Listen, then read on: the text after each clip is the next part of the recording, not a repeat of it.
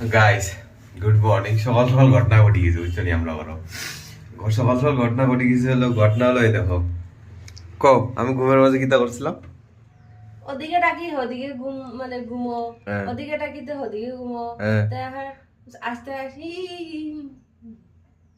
শেষ আবার ঘুমো। কিরকম করছি মানে ওটা একটু কও।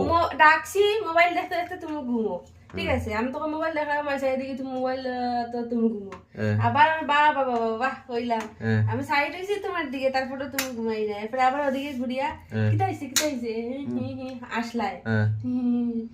আবার শেষ। ওরকম না করছি আমি। কিতাতে এটা আমার কিতা? আচ্ছা। আমি সাইড হইছি মানুষটা, তারপরে ঘুমো। আমি কিতা করতাম তে, এখন ঘুম ছাড়ে না আমার। তো তাই কি সুন্দর দেখা না, তো এমনি করে ডাকি।